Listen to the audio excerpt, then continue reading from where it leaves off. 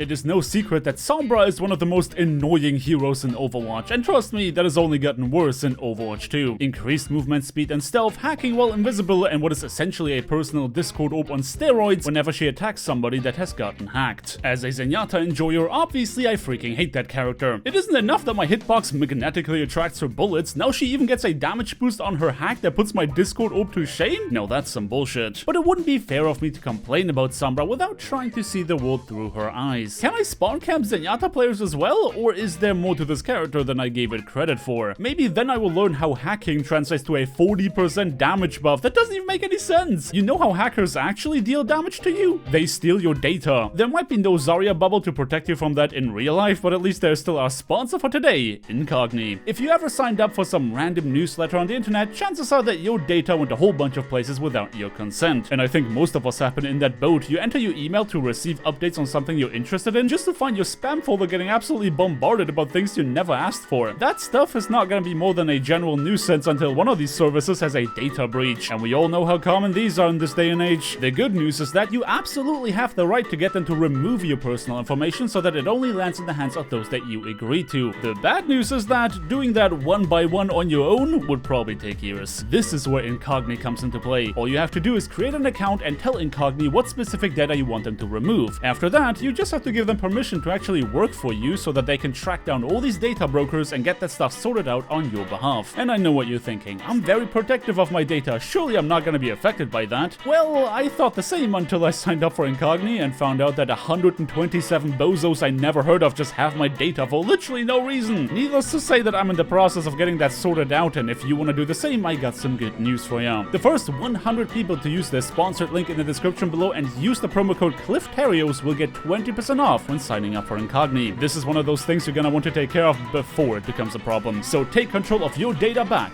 today. Thanks to Incogni for sponsoring this video, and now, back to our Sombra shenanigans.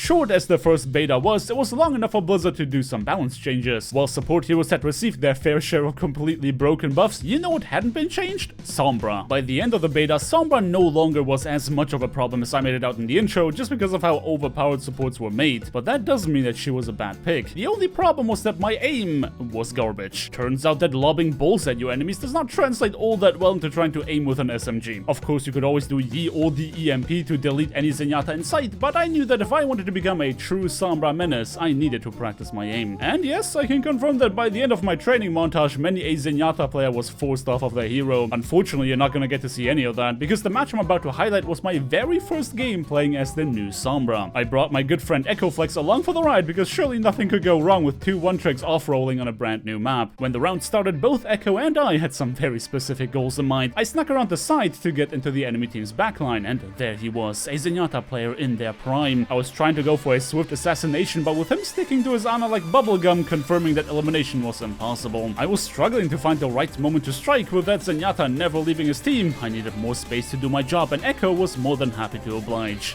Oh, what the shit? Reddit Ryan!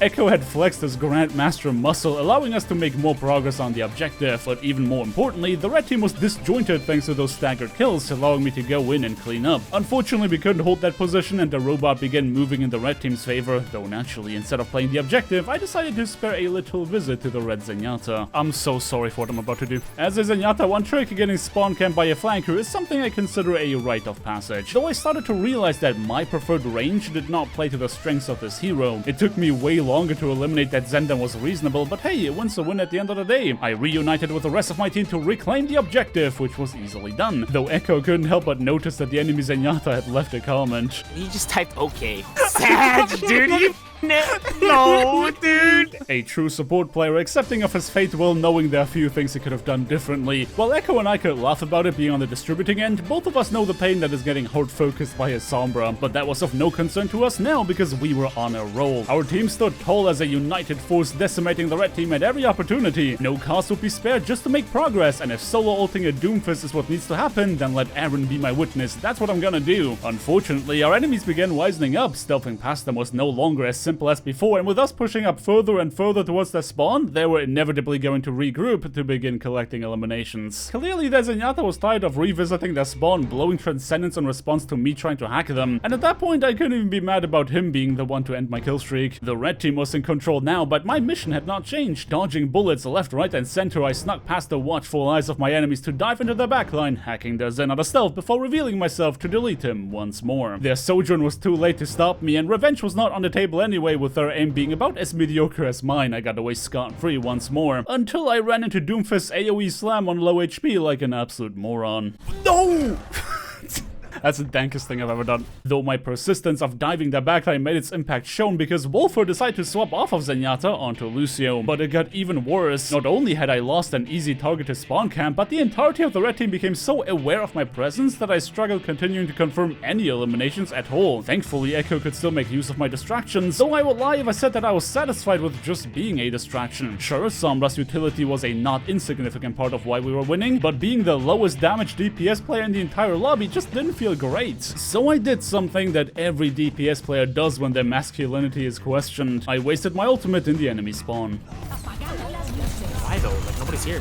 And he was right. The entirety of our team seemed unaware of the fact that the objective capture speed does not change with more players around the robot. With my team desperately trying to follow up on my EMP, I just single-handedly put the entirety of my comrades into a really bad position. I could celebrate at least one more elimination onto Wolfer, though one respawn later he returned the favor. The silver lining? I was no longer the lowest damage DPS in the lobby, so as far as I'm concerned that was totally worth it. Though it should come to nobody's surprise that I was the only one with that opinion, because suddenly the red team began catching up, and Echo was not happy. Wait, why is it Lucio here? What are you guys doing?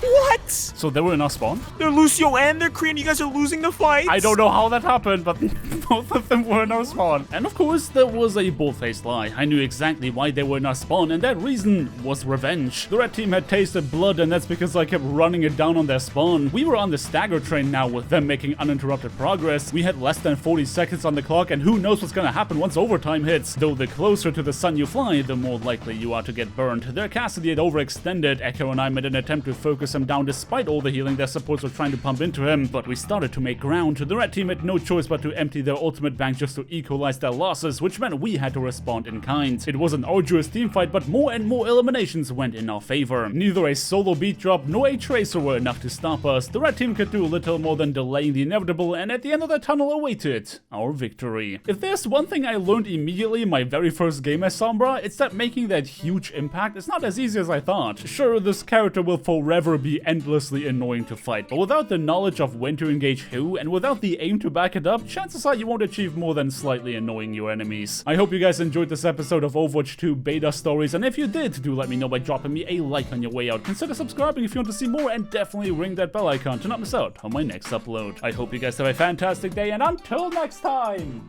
peace!